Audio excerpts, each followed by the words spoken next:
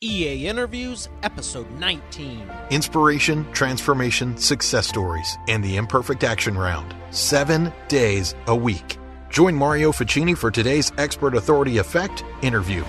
Welcome, Expert Authority World. I'm excited here to be sharing with you Judy Sahagian. Have you ever wanted to get into real estate? Have you ever wanted to own a commercial building? Better yet, have you ever wanted to throw an event and get people together? We're in for a treat because she is an expert in both real estate and throwing events. And we're going to bring her up. But first, let's thank our sponsor. So you want to go live on Facebook, but you're not sure where to start or what to do. Some people say just grab your phone or buy all this expensive software. Well, I have a better option for you. Check out marioficini.com/BeLive. BeLive is the simplest and easiest way to go live on your Facebook with a professional production. Once again, marioficini.com/BeLive. Ladies and gentlemen, Judy Sahagian. Hi, Mario. Thank you for having me here. I am so excited to have you, and I enjoyed that video. Was that Tony? Yeah, that's Tony Mazzulli. No kidding. Well, Tony, when you see this, it's nice to meet you. Yeah. In the video, I know we've talked before, but I'm so excited to have you here, Judy, because you have such a wealth of information, not just with the real estate, but with TV and your own show and Judy Networks. So what made you want to get into it? What inspired you to start your company and go into real estate? Well, I've been in real estate over 20 years, and when the market crashed in 2007, I had to reinvent myself, and at that time, deals weren't closing, so I met with someone who was doing events, and at the time, it was just an easy transition for me to get into. And then I realized I had a really great talent at it. And for the years that there was the down market, I started doing it by accident. You know, a friend of mine said to me he wanted to start a TV show. I said, well, let's do What's Cooking in Real Estate, and had no TV knowledge, production knowledge outside of the things that I've done. And then we started the show What's Cooking in Real Estate, which took off really well in our community. And then from then on, it just snowballed into producing events, TV shows, film, and real estate. So that's the story. Well, it's a very unique coupling, and I'm glad you're doing it, because I remember when we connected years ago, I was looking at and seeing everything you were doing, and it was impressive. But it's what you bring to your clients, because I know where your heart's at and what you're doing. So for everyone just meeting you for the first time, tell me, who do you help and how do you help them? Well, you know, I do my best to help anyone that I come across that I see that needs help. I mostly practice commercial real estate. However, here and there I will do residential deals for maybe some of my commercial clients that when they come and open a business here, they also want to find a residence and they want me to work with them, and maybe if it's not in my wheelhouse, you know, set them up with someone that I trust and know who's going to help them, you know, get the best deal. I've have in the past an interesting story. Years ago, one of the kids that I mentored, Frank Mena, he shows up at my house in the middle of the night with an older lady, 72 years old, in a nightgown and like 2 broken wrists. And basically, she was the neighborhood cat lady. I don't know if you guys have that out in Michigan, but over here, you know, you have the cat lady, 30 cats, abandoned house. So the city shut her house down and basically threw her out in the streets in her nightgown. And he brought her to my house. And I'm like, what do you want me to do? And he was like, if anyone can help her, you can.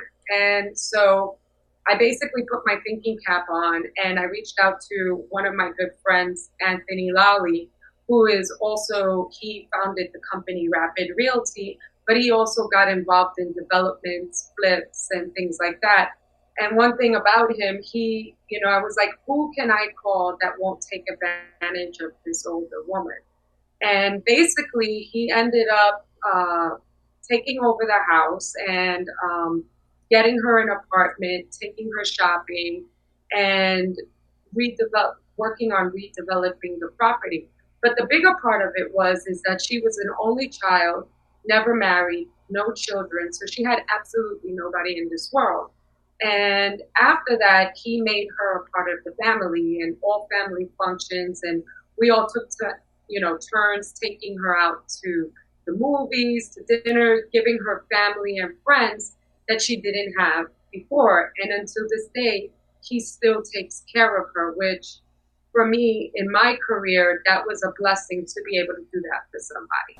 Wow, that's really nice. So is that a common occurrence that you find, or is that, more of a here and there? No, that was not a common occurrence. And I mean, when she came to me, it's like, you're looking at someone that's been destroyed and you're like, how do I help someone?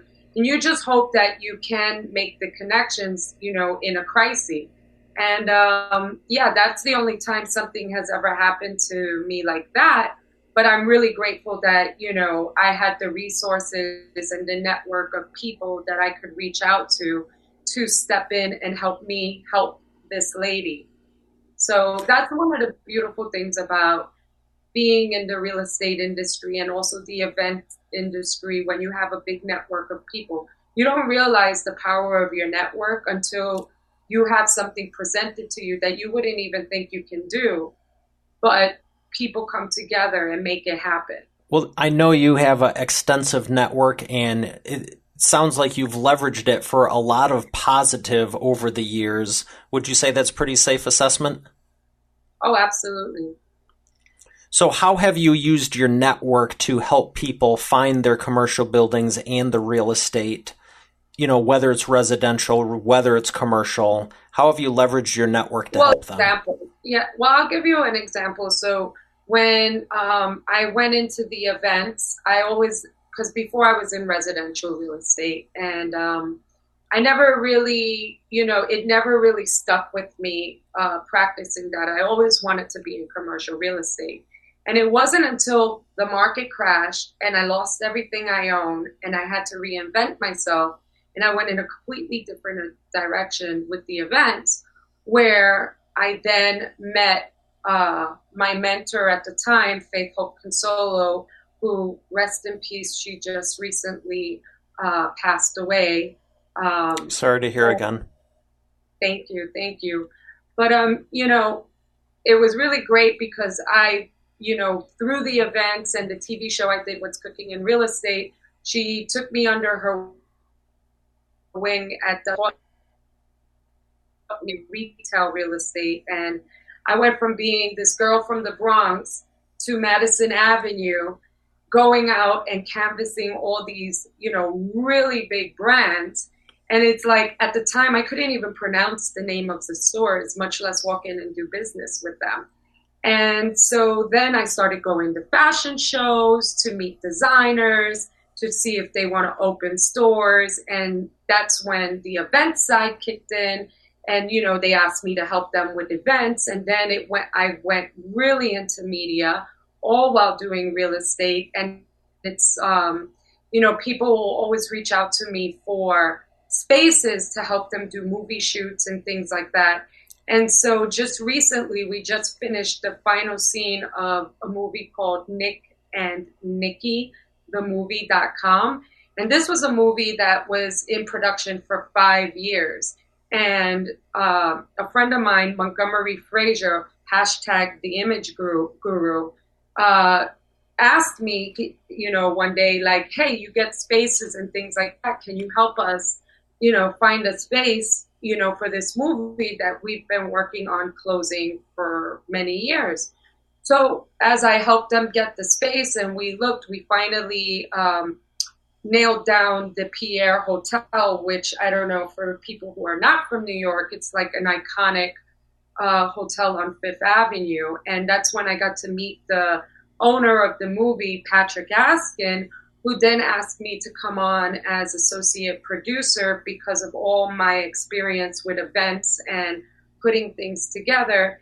And thank God, through also Consuelo Constant Vanderbilt, she started this platform called Soho Muse, which is a trusted platform right now. It's in beta. It's invite only for creatives by creatives. So all of us in this platform, Soho Muse, we got together and pulled our resources to help complete this movie. So after we completed the movie on January 4th, I got a chance to meet this gentleman who flew in class, and we started a great friendship. And then a couple of days later, he tags me on Facebook for one of his associates in LA, looking for someone who does commercial real estate in New York City. And then we connected, and then we as we spoke, it ended up being a really great referral of, buyers looking to buy buildings in New York City and convert them into hotels. But we also realized that we had connections in Mexico with one of my best friends, Christopher Gill, who works with Simca. So it was like a small world where we came in together on a creative project, and then a referral base came out of that. So I'm very lucky to be able to have those types of transitions and also be authentically myself and be appreciated for that. Yeah, one of the things I've always liked about you is how down to earth and just caring. There's a lot of people all over the world that, especially New York being fast paced, is it safe to say not everyone stops on the street to help someone in need? Well, you'll be surprised.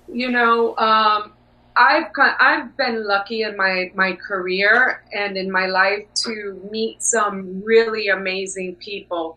I mean, I would say us New Yorkers up front, we're not the warm, giddy people, but you give us a chance and get to know us. I think, there's many awesome people. Of course, like anyone, anywhere else, you have other types, but I think, like attracts like. If you're on a high vibration yourself, you're going to attract those type of people into your circle, which I have. And, it's always been good. Yeah, I would have to agree, and I love New York. I just got back from there shooting a commercial with Johnson & Johnson and Show Me Your Stethoscope, and it was a lot of fun. And there was nice people, and there was mean people, just like Detroit. You want to go down there? Not everyone's going to stop there either. And even when I've spoken in California, everyone's going, come to California, it's gorgeous. You wouldn't want to leave here. And I looked on some of the street corners going, yeah, I would. I definitely would. So wherever you're at in the world, be a good person, and you'll attract people like Judy, and you'll meet her and you'll fall in love with her also because she is warm and kind-hearted and down to earth. So what is your biggest success story from your network that someone was in need, whether it was your real estate business ventures or the events you've done? Someone was really in a bad spot, and because of your network and because of your connections and your business acumen, you were able to take them to this new high point that they for sure wouldn't have been able to do without you. Maybe it's a business deal. Maybe it was a movie deal. What comes to mind? I think I just touched on that as far as helping someone in need, the cat lady would probably be the biggest one, where we all put together. We even broke into the house and captured one of the cats and snuck it into the hotel we were having, where we had her, to help lift her spirit. And I mean, all of us that were doing, imagine big real estate executives breaking into an abandoned house and then smuggling a cat into a hotel, was big on how our hearts and how we put ourselves on the line just so that we could protect the morale of this lady. That was the biggest one. As far as my network, I mean, when we started What's Cooking in Real Estate, none of us knew anything about producing a TV show, and we didn't have the funds to produce a TV show. So I said, how hard could it be? Let's go to the Film Academy, get a bunch of interns, use their equipment, and I'll put it together like an event. We'll invite a bunch of real estate people. And I said, and we're going to get the biggest names in real estate in it. And I said, I bet you I'll get Robert Knackle in an apron. And I mean, I don't know if you know who he is, but Robert Knackle will be here in real estate. He is iconic as well, just like Faith. And it's funny because my partner at the time, Vernon Jones, he says to me, "You're crazy." And I said, "Okay, watch me." So a week later, I get an email from Robert Knackle, and he says to me, "Hey, Judy, I read about your show on in the Commercial Observer. I think it's an amazing, innovative idea. By the way, did I tell you I make an amazing seafood marinara?" And right then and there, we met and we got him on the show. And it was like I called it or manifested it, however you want to say. And he does so many speaking engagements on the top level. And he had said to me and Vernon and I, he said to us, I have spoken in so many events, and this was one of the hardest and the best. And for us, that was like, so it's been a lot of fun to be able to think of an idea and go with it and then see it come to life. I think that's the biggest gift. Well, I'm glad you shared that. And I didn't want to interrupt you, but when you were like, so I wanted to do a TV show, we didn't have any budget and didn't know what we were doing, but how hard could it be? That is the entrepreneurial spirit at its best, and I'm sure you saw me smile, but I was just like, yeah, I've been there numerous times. No clue what's going to happen. But when I hear it back from you and other people, I'm like, yeah, that does kind of sound kind of ludicrous, because it's like, I have no idea what I'm doing. What are we going to do? But you figure it out, right? What, let me dive deeper. What gave you the confidence to go, you know what? We will figure it out. We don't know what's going on. We don't have the budget, but how hard can it be? Take me into that mindset where you had the confidence, despite all statistics, to basically say it's still possible. Because I just saw it immediately, and I thought it was a fun idea. And I had already done a lot of events at that time. So it was like, well, let's just put, cameras and everything in the situation. And it was just like, when you have a thought and the thought is right, and the world opens up to you. So I ended up going to an event, and we were just talking on the phone, and my partner said, Judy, I want to do a TV show. And I was like, really?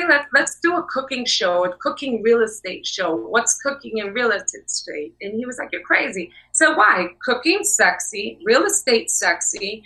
And if you put it, what are the most important rooms in a property? It's the kitchens and the bathrooms. And, when you close a deal or any type of business or anything you're doing, you're going out to dinner, you're at an event.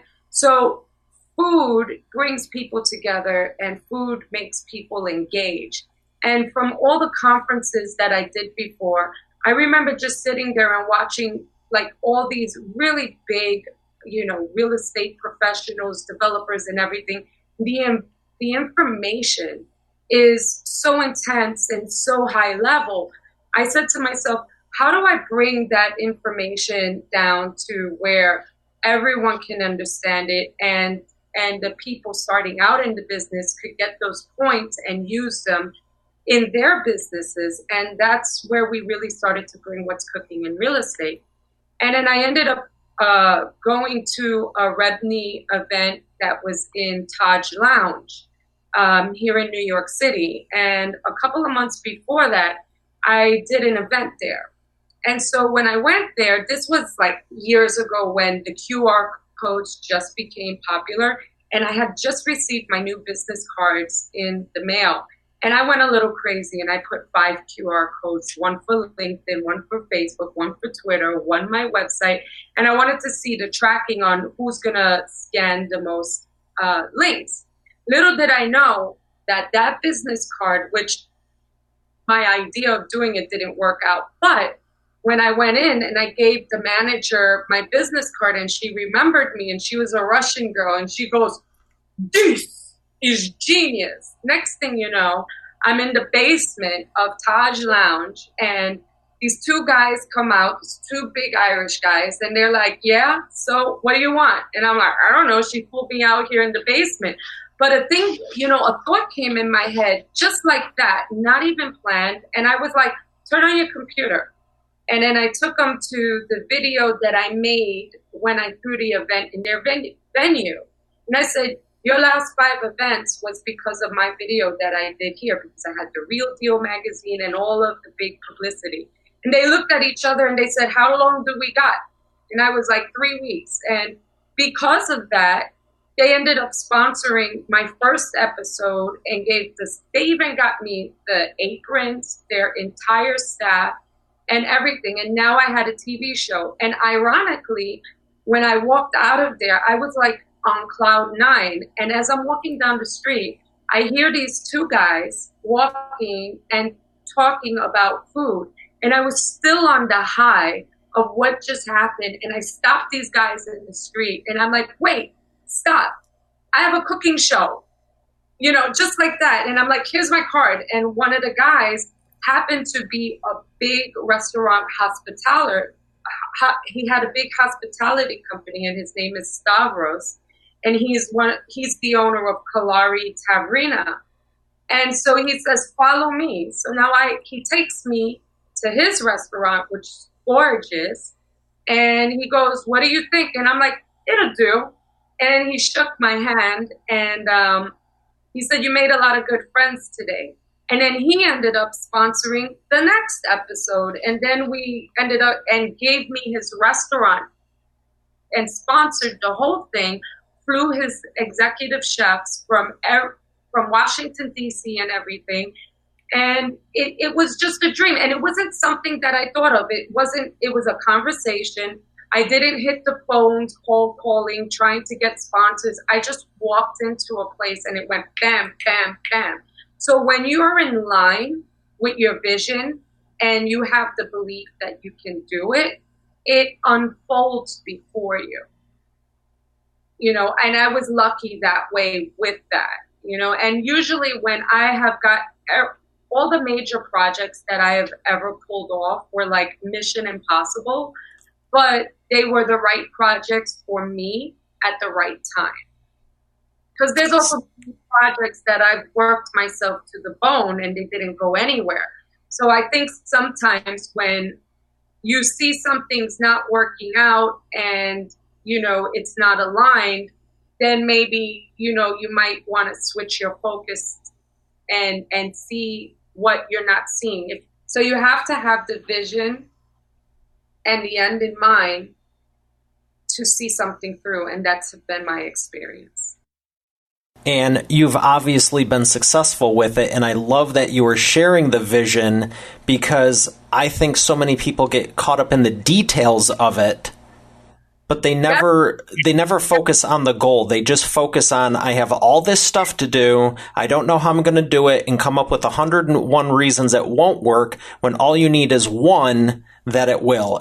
And this is what I want to do. This is what I'm called to do. I have a vision. And I was smiling ear to ear when you said it, because when I decided to launch the show, there was a lot of moving parts. And I go, you know what? This is par for the course. I've done this for over 20 years. Nothing's ever worked out, but you keep moving forward. I had the vision for it. So I'm so glad you shared that with us. Actually, when I was in Australia, I did a mural for my grandmother, because it was a year after she passed away, and it was a block and all the press, and I had the best graffiti artists from all over the world come and paint the mural for my grandmother, and her favorite color was blue.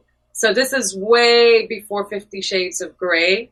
We did it every shade of blue, and I'll send you the picture to see it.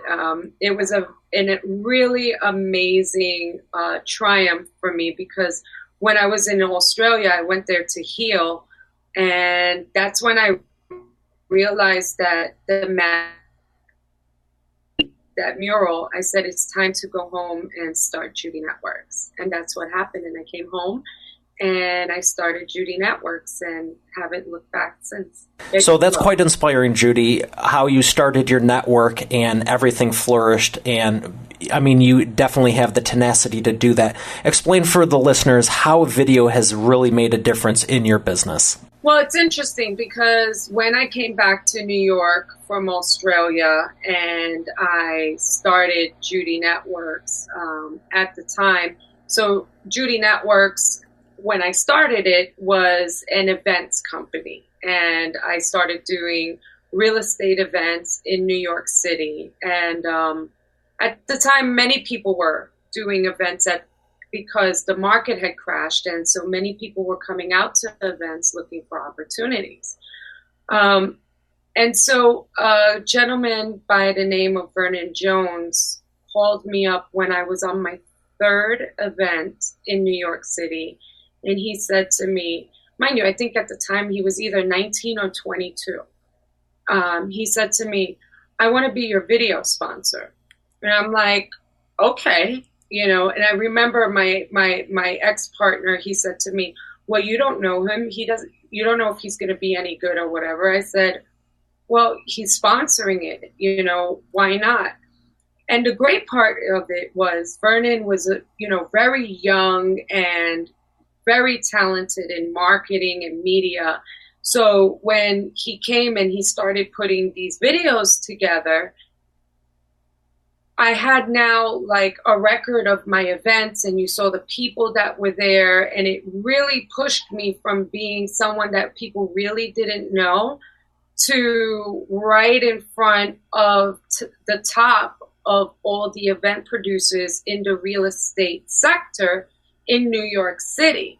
And that happened because of the video, because I was doing an event every month.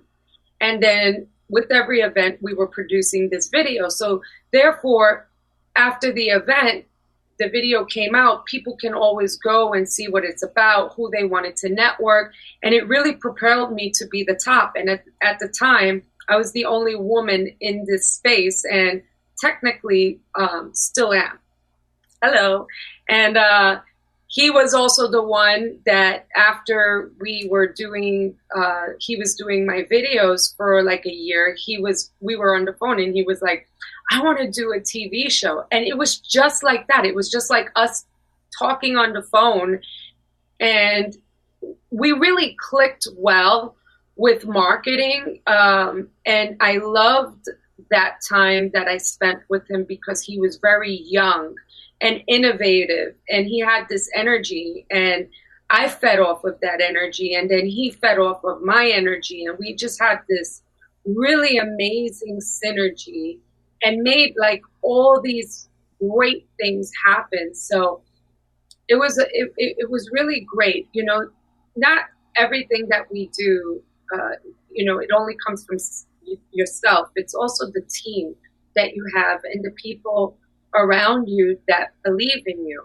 And as much as it is also important to have a vision, it is also important to have the people who are able to follow through and be analytical and poke holes at something and really help you share your vision. Not everybody is a visionary. I mean, for me, I have been, it's my gift. But being a big thinker, that's where I'm at. So I always need someone next to me that's going to help me see my vision through. A perfect example of this is look at Steve Jobs. Steve Jobs had this huge vision, and he couldn't do that by himself. He needed to team up with someone and he teamed up with Steve Wozniak. And Steve Wozniak was able to take his vision and bring it to life. So I think it's important that, being a visionary is part of it, but you need to team up with people who see your vision and it's going to take it to the next level.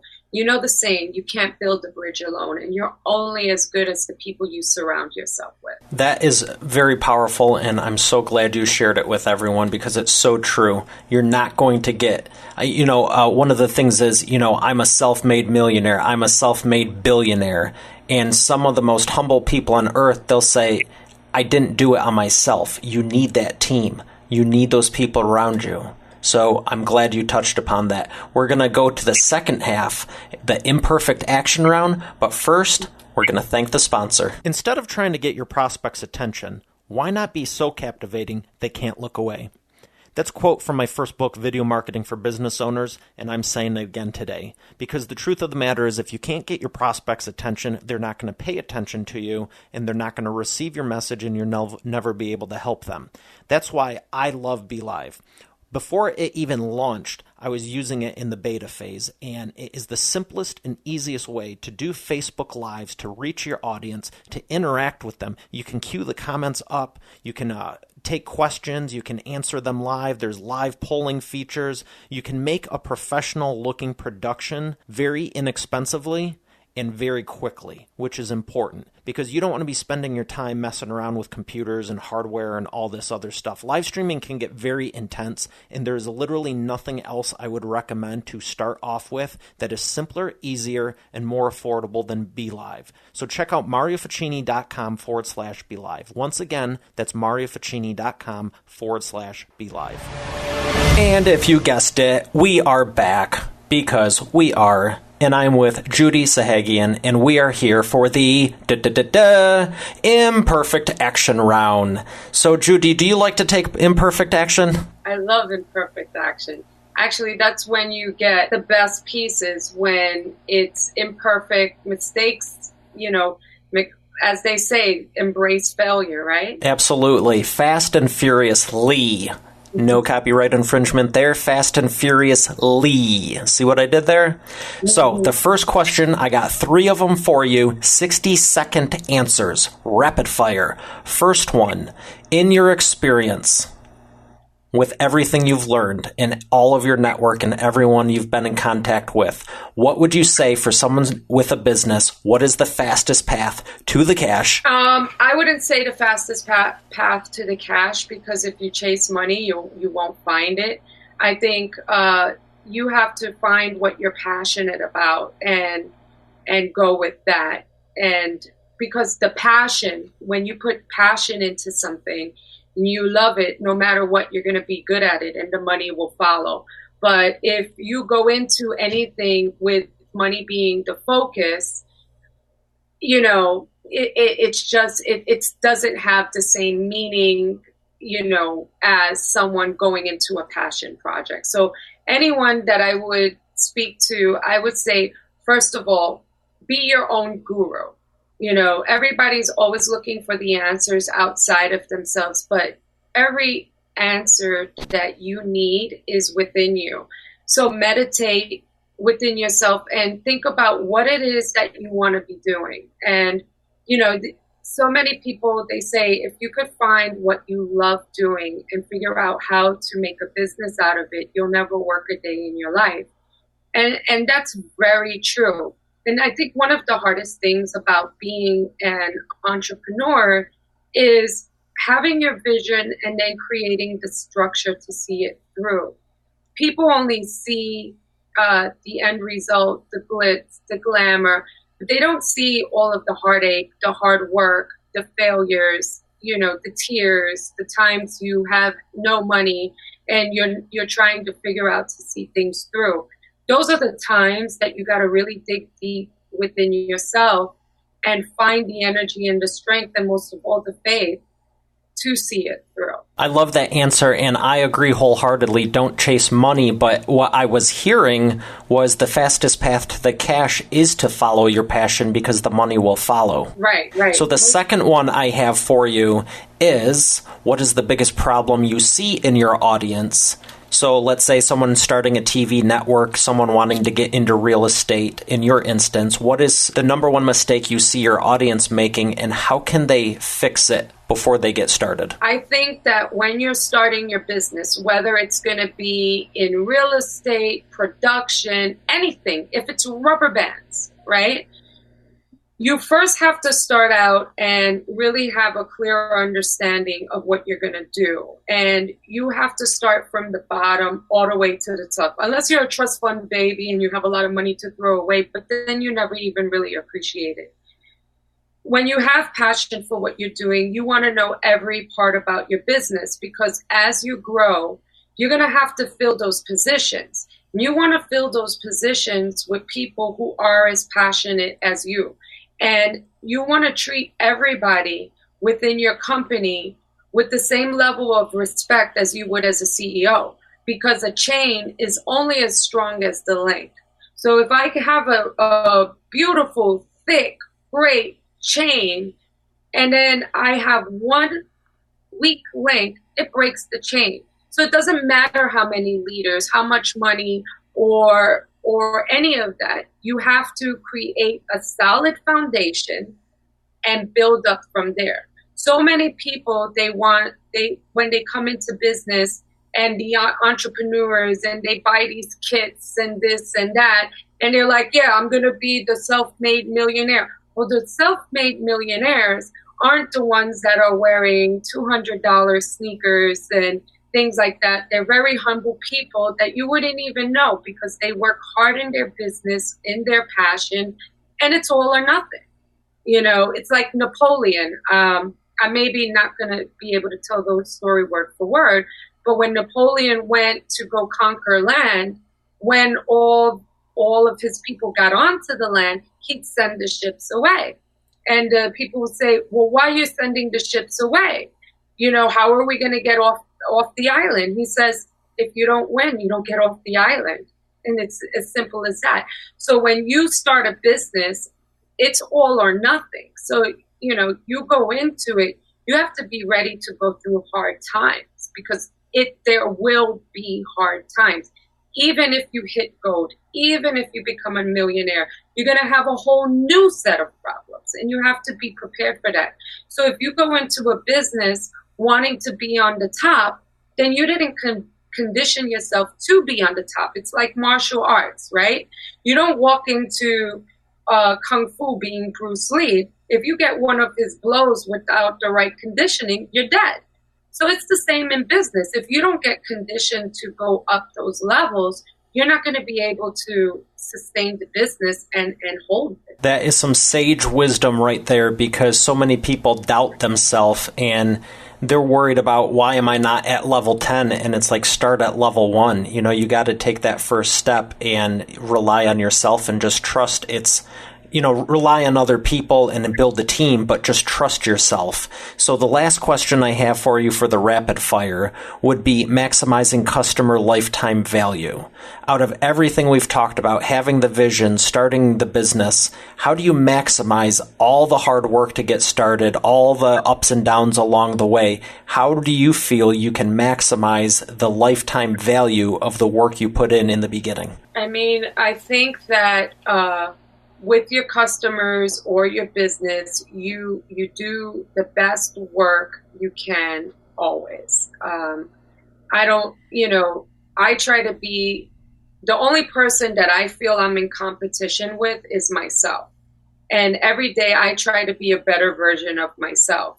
And so when I'm working with a client, I treat that client like it would be me buying a house. It would be me buying a building. It's me, I put myself into their shoes and I try to listen. I think the most important thing is listen to your clients' wants and needs and do your best to fulfill them, and under promise and over deliver, and close the deal, get it to the next level, and then keep contact. And be authentic. Like, if you don't know something, be clear. I don't know this, but I can find a person who does. I can't achieve this, but I can find the person who can help me achieve this. And I'm transparent with my clients, and they appreciate that. And I go above and beyond within my means. So throughout the years, my clients always come back to me, and they always refer me to business. And one of the biggest, can I touch something? One thing I've noticed about, especially with a lot of the younger people, I would give a different advice. Many people think that if they look busy, that they're successful. I know many people in business that they're like, oh, well, I only have a few minutes to do this conference call because I got to jump on another call and I got to do this or this. I got to tell you something. When I'm dealing with my clients, I could have 50 clients and my phone blowing up. But when I'm talking to you, you are the only person in the world. You're the only person. I don't care what I have going on. You're my priority. You never want to make a client feel like they're in competition for your attention. That's the biggest way you will lose a client or an associate. So the way I retain people is that I'm available to them when they need me. I follow through on the times that I need, and they are my priorities always, no matter what I got going on. And that's the biggest advice, because I see people now, oh yeah, I got to be here. I got to be at this conference. Millionaires or billionaires that are running hundreds of companies and funds. When you speak to them or you're in their presence, you feel like you're the only person in the world. That's a technique. That's a gift. True success is someone who isn't running around like a chicken without a head. You won't ever catch a true wealthy, successful person coming into a meeting saying, I got 2 minutes. When they give you their time, they're present in that time, and that is real success, being present. Judy, I'm glad you shared that, because too many people nowadays are just doing one thing, but they don't really know why they're doing it. They think they're going in the right direction, but they're not even on the right track. One of my favorite sayings I found in a Facebook post, not sure whose it was, but it says, stop the glorification of busy. And yeah. I feel that so many people nowadays, it's just, I had 491 emails today. And I'm thinking, how are you that inefficient to not be able to realize you don't need 460 of those, and you allowed those to come in? Like, what are you doing with your time? You can't get your time back. So thank you for sharing that. Any true successful person is going to be fully present. And I know there's someone listening to this right now going, yeah, I probably could have cut about 80% out of my normal work week and still retain the profitable part, the part that builds relationships, the part that builds connections, the 20% that's actually doing something, and the rest, it doesn't really matter. So, one last question before we wrap this up. Books. We all like books. What's one of the best books you've ever read? Napoleon Hill. I love Napoleon Hill. Which one? Think and Grow Rich. Definitely was good for me. Fun one that I really enjoyed was Who Stole My Cheese? Have you ever read that one? That is a good book. I actually recommended it to someone the other day. It's a great book. It's about being able to go with change. And when I was doing mortgages years ago, they made us all read that book. And it was a very short book, got to the point, but everyone should read Who Stole My Cheese. That is a great recommendation. So, Judy, we're going to wrap this up. I appreciate your time and coming on the show. Where can people find you? You could find me at judynetworks.com, or you can just Google Judy Sahagian, Judy Networks, and I will pop up. Very good. Well, thank you again. And we did it. Judy, thank you very much for coming on. It was a great show. It was. You're already successful. You've worked hard to get where you are. We both know it wasn't overnight and hasn't always been easy. No doubt you're the expert on your subject matter. But do your prospects in your marketplace think of you first as their go-to trusted advisor all the time? ExpertAuthorityChecklist.com is 100% free and reveals the 21 steps to determine if your prospects view you as the expert and authority of your marketplace or if it's just all in your mind. Important required steps like, do you have a process in place for prospects to self-identify if they qualify for your time and expertise or not? Does your current offer have the 7 components of an irresistible offer required to make it a no-brainer for your prospects? Do you have a real-life paperback book showcasing you as the subject matter expert you can actually hand someone? Get your free checklist now at ExpertAuthorityChecklist.com. Once again, Expert Authority Checklist to make sure you have the 21 steps covered. It better not be more, but don't leave those 1 or 2 things you may have missing go any longer. Visit ExpertAuthorityChecklist.com and make sure you're being seen as the expert and authority today. Once again, that's ExpertAuthorityChecklist.com. Get your copy now. BeLive offers entrepreneurs and small business owners around the world the opportunity to broadcast live video on your Facebook page, profile, group, or event. The platform is fully web-based. There's nothing to download. BeLive has made the dashboard super easy and intuitive to use. You can be up and running with your own TV-style talk show, interviewing guests, interacting with your community, and offering your products and services to a wider audience in 20 minutes. To learn more, go to marioficini.com/BeLive. Once again, marioficini.com/BeLive. Thanks for listening to the episode. I hope you got a lot of value out of it. Let's continue the conversation over in the community, expertauthorityworld.com. We can have discussions, talk about the episodes, and I'd love to get your thoughts on it. Once again, expertauthorityworld.com.